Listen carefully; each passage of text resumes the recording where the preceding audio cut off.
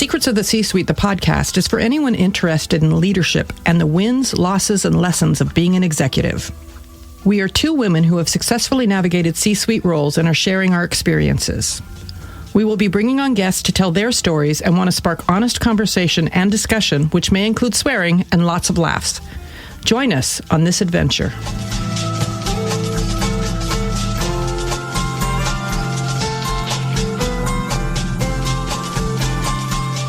Welcome to Season 2, Episode 1 of Secrets of the C-Suite.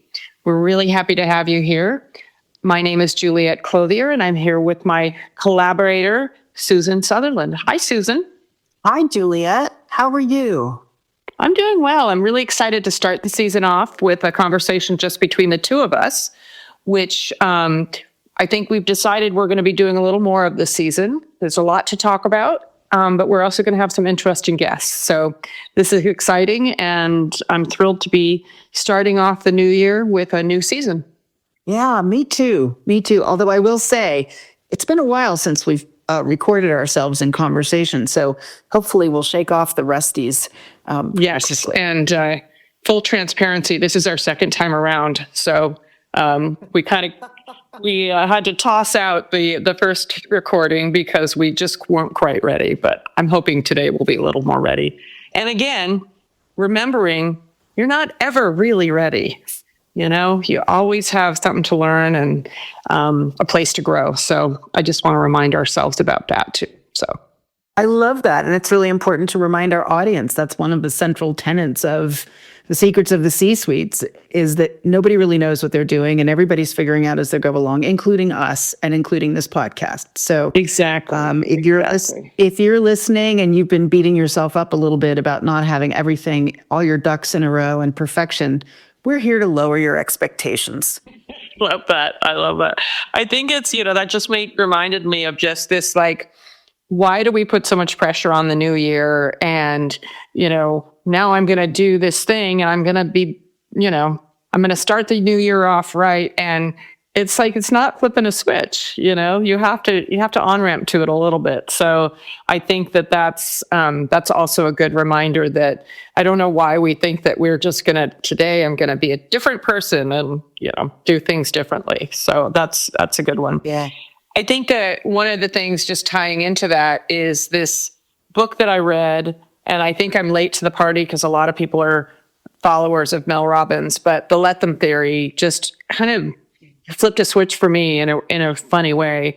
And it's similar to loving detachment, which I've talked about before, just kind of flowing through things as opposed to putting up the barriers and boundaries and making it harder on yourself. And I really love this book. And I thought there was a lot in there that we can talk about probably throughout the season. But the idea is kind of, when you can't control something, let it go and let it happen in whatever way it's going to play out. Because trying to control it when you have no control is wasting energy and time and probably making you crankier than you need to be. That's my summation of the entire Let Them theory. Yeah. So I just want to I want to say a little bit about, I think it's her book and her theory is very focused on other people. So it's really about recognizing that even if you think you can control other people, it kind of makes everybody crazy. And that one of the central tenets of the book is they want to go do something, let them. It is. Their eyes, they're going to ruin their lives. Let them. Sorry. And the other side of it, though, I do want to say she does give you a lot of pointers in the book about, and let me, what you can do. Let me, right. I'm cranky about this person and why they're not being the person I want them to be.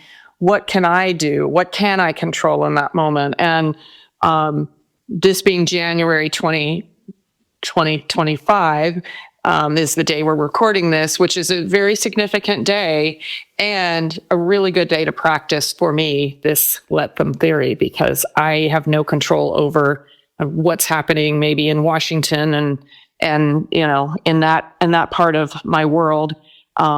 and just being able to be curious and not afraid and kind of letting those things happen, and what I can do to be my best self and show up in the best way that I know how. And I really like that. I really like that.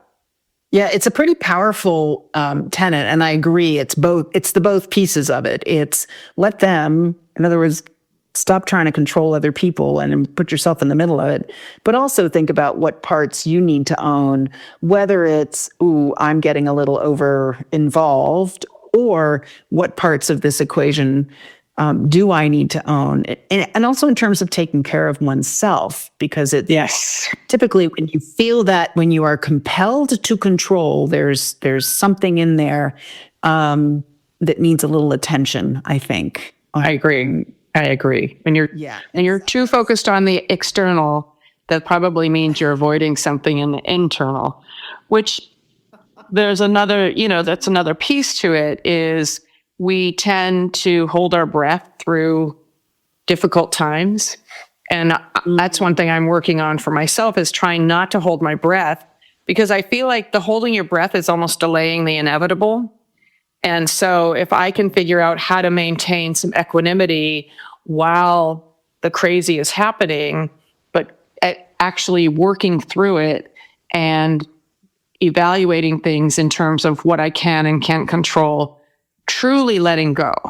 And I think that's part of this let them theory, is you can say you're letting someone be and do and whatever, be an adult making adult decisions, but are you really? And it's really those questions. I think that's a really difficult thing to transfer to, that really truly letting go.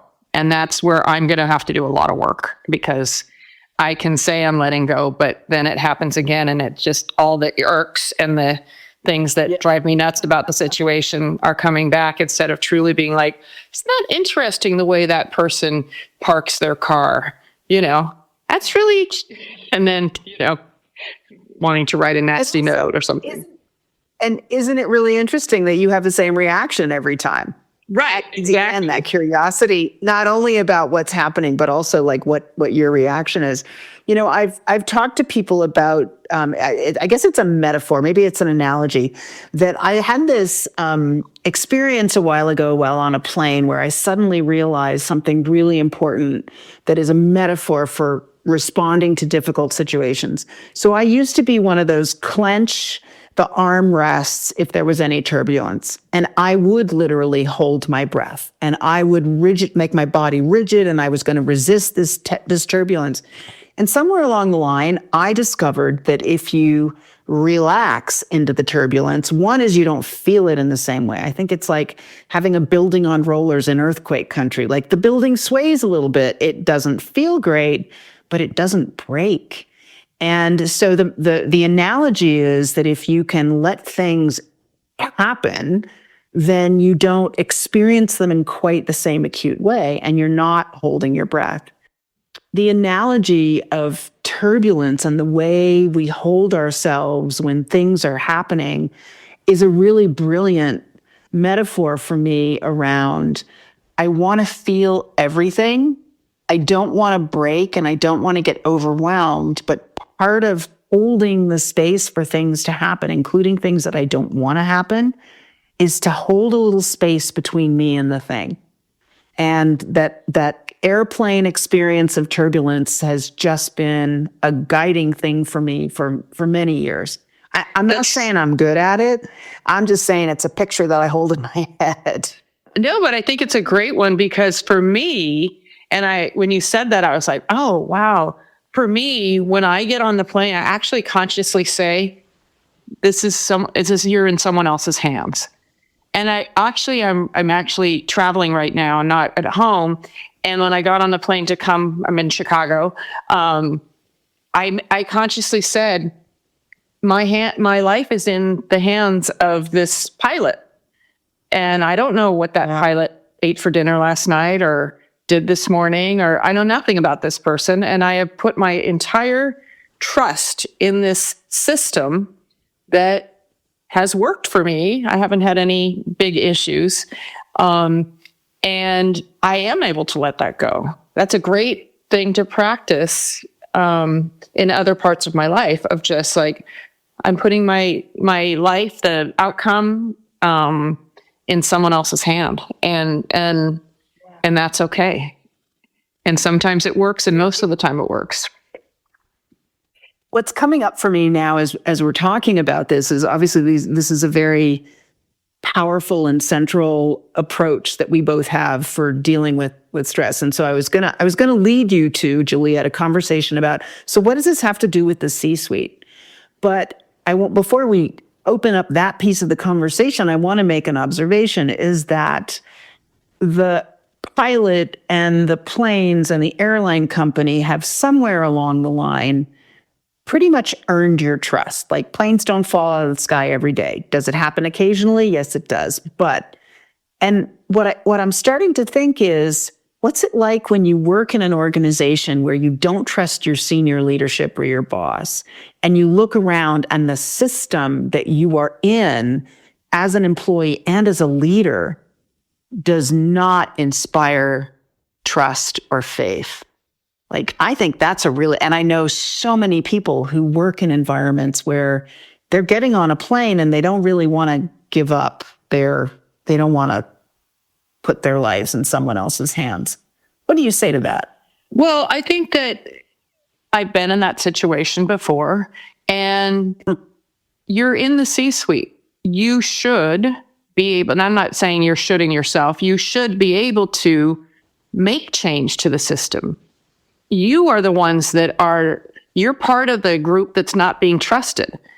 Yes, you may not trust the leadership, but you have the control and you should have the agency to make the change, to start to build the trust.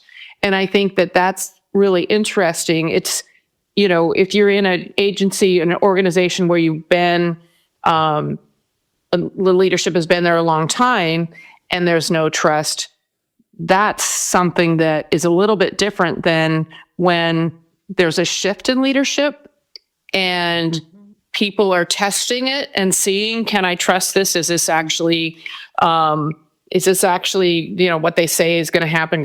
And it happens a lot in mergers and acquisitions. I was in a company for 6 years and we did a ton of acquisitions. And we do the acquisitions and we tell the people who are coming in, who are being merged into the company, oh, nothing's going to change, blah, blah, blah. And it's like such bullshit. Obviously, things are going to change.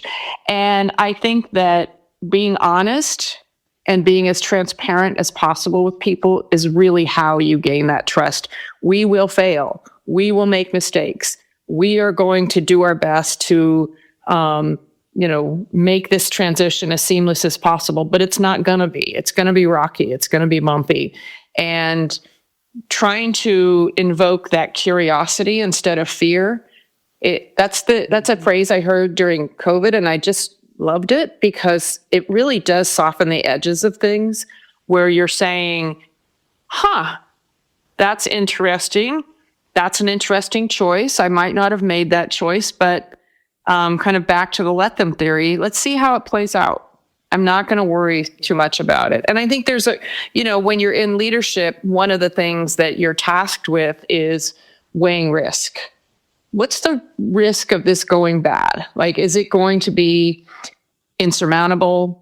Is it going to make the company, unsavable?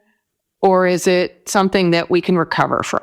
And really weighing that risk. And I talk to my coaching clients a lot about this when they're concerned about something. It's like, well, what's the risk of letting it play out? And I think that some of that is really important.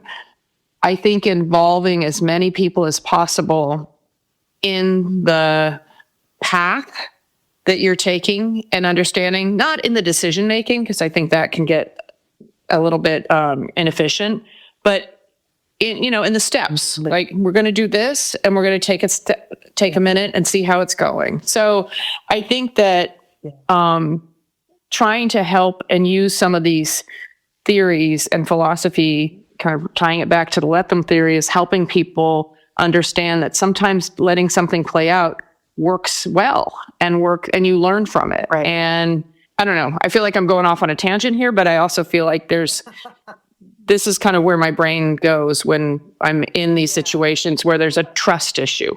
I do have a little bit of I guess I'm going to push back a little bit on, if you're in the C-suite, you should be fixing the system. And what I know about that is you are as much responsible for the system as the system you step into. However, you're not the only agent. When I was in my role, my C-suite role, I used to think of it is my job to instill the trust of the people in my division to the degree that I could, my direct action. But I couldn't necessarily, and this I'm very sad to report, I couldn't necessarily sway either their view or my view of the bigger system and the senior leadership structure. There were things that could be talked about, but there were a lot of things that never got traction. And maybe that was a failure on my part because I didn't, get out there and say, this is what I'm seeing. But a lot of times people will say bravely, I'm hearing there's a lot of, lack of trust. And there's a lot of people kind of wringing their hands in senior leadership saying, oh, we really got to fix this trusting culture. And they don't know how. Yeah. They don't know how to shift that. So I don't want to take us down the negative spiral, but yes, I do agree that as leaders, whether we're in the C-suite or we're managing people, it is our job to walk our talk so that people can count on us and know how we're going to respond and lead. But I also know that in a lot of complex, large organizations, you don't always have the influence you might want on your peers or the people above your peers. 100% true. And, I think that I've been in a few situations. I've not been in a system like you were in. And I think that's very different. And I've been also the CFO in my C-suite roles in every organization that I've been in. And the CFO has a little bit more broad. Absolutely. We touch everything and we are accountable for a lot. And and we tend to get into the responsibility without authority. And that's that tricky place that I really try. And I think that's where systems fail. I think that is, kind of key to the systems issue is when people are responsible for things but don't have authority. So one of the first things I do when I start a new job is ask for, and if they don't have it, then create the delegations of authority. What does a person have authority to make decisions about versus what they have responsibility for, and making sure those two things align. And doing that when I come into a new organization sets the stage a lot better than waiting and seeing how it all plays out. So that's something that I do, but I've jumped organizations and industries much more than you have. And you worked your way through an organization that has so many layers and can be difficult. And I think you're right, is in those cases you say, what do I have control over? What can I instill trust in? And people know they can come to me, and I might have to say, yes, that part of the system is broken. Here's the workaround. Here's how we're going to figure that out. Here's going to make the way we work better so that we don't get affected by this in that same way that if we were just throwing up our hands and saying we have, it's just the way it is, and yeah. So. As you're talking, Juliet, I think I'm going to pitch you an idea for an episode. This whole notion of the things that break organizations, that break systems would be a great topic, whether it's just the two of us or with guests, because even the responsibility without authority is something I think pretty much any executive on the planet would recognize as being a stuck place that you find yourself in, and then you either need to figure it out or create a structure as you did repeatedly. because we often end up, and I'm saying even people not in leadership, we end up with responsibilities that we didn't sign up for, and then we're held accountable when we had absolutely no way of influencing the outcome. Again, Exactly. very black and white statement that I'm making, but I think it'd be really interesting to explore that and some of the other things that break organizations. Yeah, absolutely. I'm going to pivot our conversation just a little bit because it is the new year. And I'm wondering, so people in my world range from I do a plan, I set New Year's resolutions, and by God, I'm going to stick to them, to other people in my life who say, I don't do anything at all. And then a lot of people in between who say, I hope the new year looks and feels like this. And they set intentions to support that. So my question to you, Juliet, is where are you on that spectrum of plans, resolutions, intentions, do nothing? Well, I think I have a couple things, and that not really set some words up for the year. Have a couple words that I'm still not quite settled on. So I mention that maybe in another episode. But I think what I'm trying to think about is what I want to stop doing, what I want to continue doing, and what I want to start doing. Just those three questions. I'm still working on it a bit. I think that the health journey that I started last year, I did a lot of reflecting about at the beginning of the year. And we've talked a little bit about this before. We are accountability buddies. We've been, at various levels of success with it over the last year, but we did it and we stick with it. And that's huge. I think that's something to really celebrate, that we've done that. And it's not always, we're not always perfect at it. We're never perfect at it, actually, but we do pretty well with it. And it's kept me on track. That doesn't mean that I had the success that I was hoping for a year ago. But when I look back and I think about where I am, I'm in such a better place. And that's really exciting. And stop doing, I think, is that thing of like needing to control things that I don't have control over. So that's really good.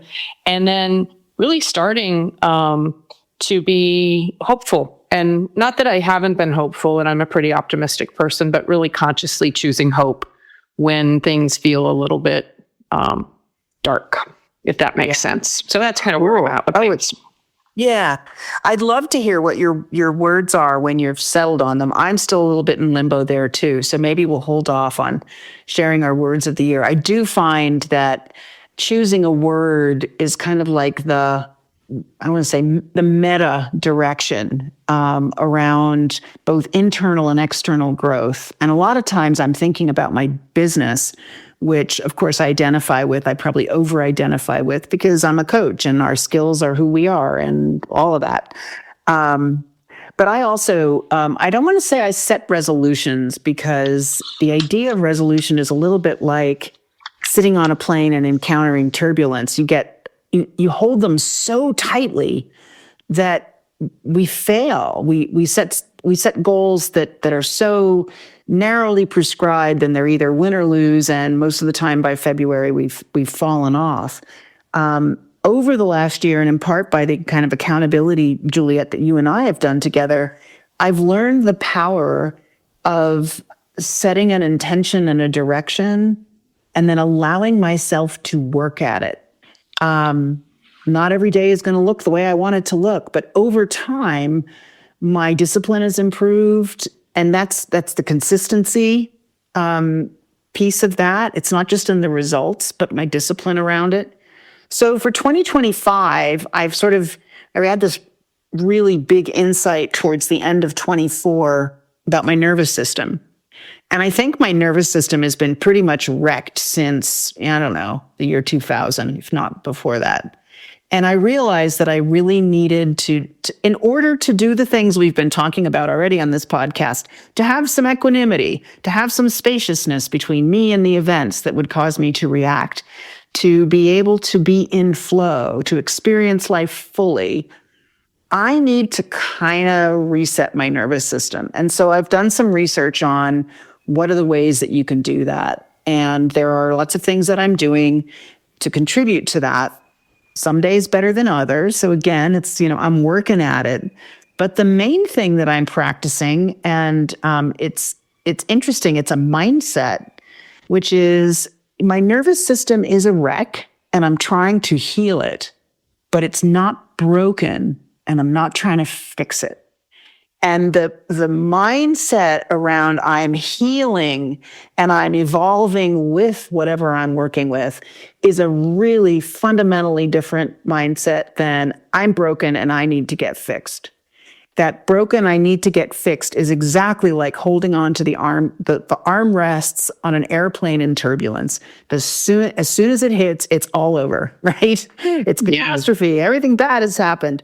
So it's been interesting. I mean, we're only 20 days into the year, but since late November, early December, I've started doing some things that really are helping me feel more present, more calm, and less reactive.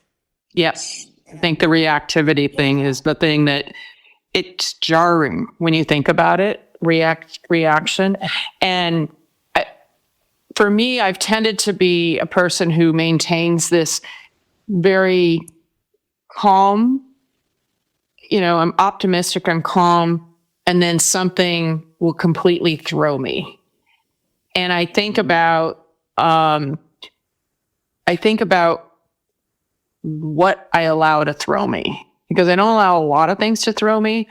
But just there'll be moments. And so how to help myself be always prepared for those moments, or as much as possible be prepared for those moments, so it's not jarring. And I think that's for me where, when you think about turbulence, how that throws your body around, it's physical. There's a physicality to it.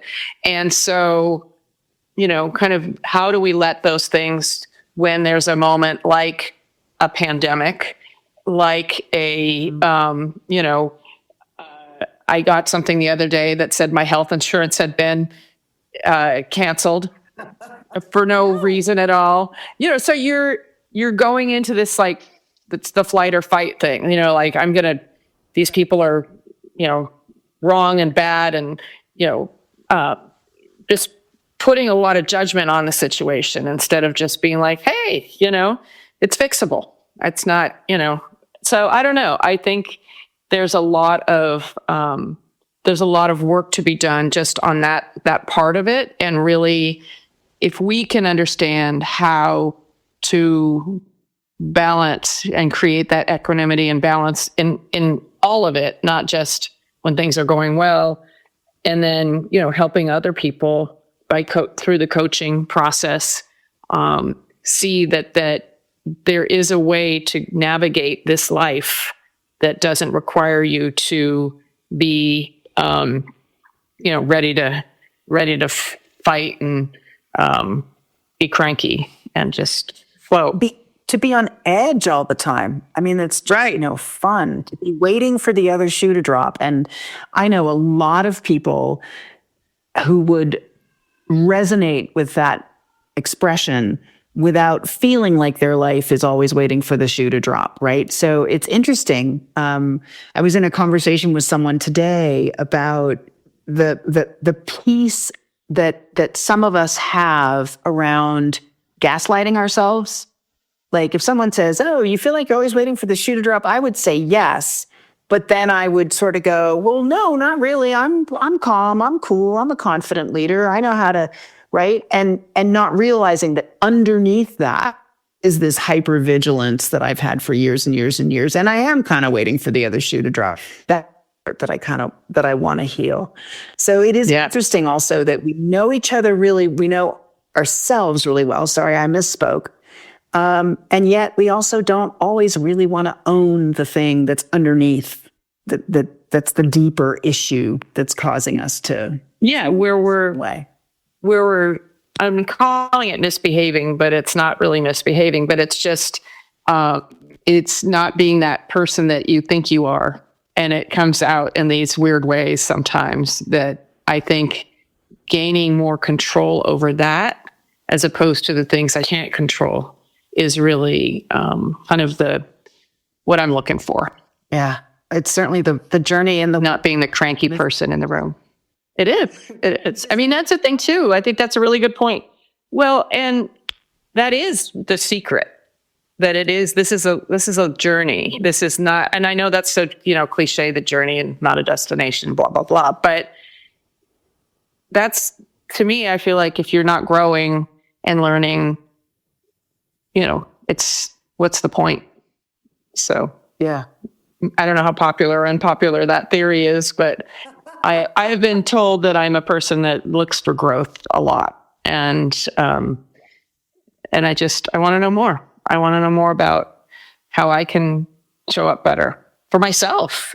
Yeah. And others. But I think we've talked about this too. If you're not showing up in all the right ways for yourself, you cannot be a good leader, and you will make some bad decisions, and you won't have people inspired by you. And I do like when people are inspired around me. Yeah. Inspired, let alone follow, right? You're in a leadership position. You want them not to follow you, but also to like what they're doing. Yeah. So I feel like we've talked a little bit about how all of this is related to being a leader in the C-suite or thinking about leadership in general. And if I were to put an underline under all of this, is that our leadership behaviors and the way we show up in an organization as a leader are not separate and distinct from our internal wiring and who we are and who we believe we are as people, as humans. And I think one of the things, if I could wave a magic wand in the world, it would be to bring back into organizations this notion that we're humans first and job titles second. Because I think there is this tendency to want to think our way out of problems, especially with people. It's like, if I come at this rationally, there will be a solution. And a lot of times it's both more complicated and more simple than that. Yeah, it's true. And I think it's also, a lot of it is in how you show up. So, having an overarching philosophy, a strong presence of positivity and optimism, and instilling that trust. I think kind of circling back to the trust that while this is scary, we lost a big client, our cash flow is low, we have to do a layoff. There's all kinds of things I've been through in the last year. And I think about kind of the roller coaster ride that presents for people, and showing up and helping people see that, yes, this is hard. Yes, this is a challenge, but you have it in you to get through this. You have the skills, you have the tools, and you've talked about this before, and I use this a lot with my clients, is building that evidence bank. It's like, yes, this does seem scary, but you have done this before, and let's talk about how you've done this before. And I think that's, while no one knows what they're doing, we do have things inside of us that can help us through these times, even though we kind of can't quite see the answer yet, the solution yet. So, yeah. So this might be a good time to pivot towards what we're going to try to tackle in season 2, Juliet. And we discussed at the end of season 1 of the Secrets of the C-Suite podcast that we were, because of the times, and I think that's still very true, we were particularly interested in focusing a whole season on women in leadership and in anything associated with leadership and women. Well, I think we're going to interview women and interesting women, but we're also going to talk about issues that we're seeing with women in leadership. And I think it will be interesting to talk with people who are navigating the political landscape as We have seen in the past couple weeks demonstration of kind of the going backwards, the philosophy that we need to go backwards and what that means for women in leadership, and that there's so many opportunities for us to show up a little bit differently as women in leadership, more strongly, more confident, because that is how we're going to be able to navigate these systems that are trying to push against the progress that has been made. I think it's very interesting. I'd love to talk more about the Equal Rights Amendment and what that does or doesn't mean. It's been ratified. What is that? I think that would be a really interesting topic, because it was such a big thing when I was young, very young. And I got really excited about it when I was young and never really understood what it meant and the struggle to get to this point in time, and now kind of the push to take some steps backwards. So I think that would be really interesting. Yeah. I thought it was really interesting. So that the Biden declared it effectively ratified. And I've read some things that say, actually, you can say that, but that doesn't necessarily make it legally ratified because the rules expired, which is a whole level of technical detail. But I think it's interesting, because for me, what comes up around that is a bold move to say that this is the law of the land. And what I've seen over the last 8 years in the political world, and I know this will resonate for anybody in any position politically, is if you say it often enough, it might actually become true. And we've seen times where we know it's not true, but just keeps getting repeated, as if you say it often enough or loud enough, it will become true. So I feel like that's kind of what happened, is yes, some states ratified recently, but the expiration date had already passed. So it'll be interesting to see what happens with that, if anything, especially since we're turning the page today. Yep. So anyway, back to season 2, we're going to talk 2 more women. We're going to talk about women in leadership. And Juliet and I have decided between ourselves, without identifying in advance the topics, that we want to put our own thought leadership out there a little bit more. And perhaps it'll be meaty, and perhaps it'll be silly, and for sure we'll swear a lot. But season 2, here we come. Yeah, it's exciting. I want to thank everybody for listening to this first episode of our season 2. Very exciting to be back, and I can't wait to see how this unfolds. Thanks, Susan. Yep. Thank you, Juliet. Yeah, we'll be back in 2 weeks with the next episode. We're so glad you've joined us for this episode of Secrets of the C-Suite, the podcast. We'll be back with another episode in 2 weeks. In the meantime, please tell your friends and coworkers about us, and be sure to follow, subscribe, and give us a 5-star rating if you enjoyed listening. Secrets of the C-Suite is produced by Juliet Clothier, Susan Sutherland, and Brian Clothier. Original music is by Brian Clothier, and the podcast is inspired by leaders like you.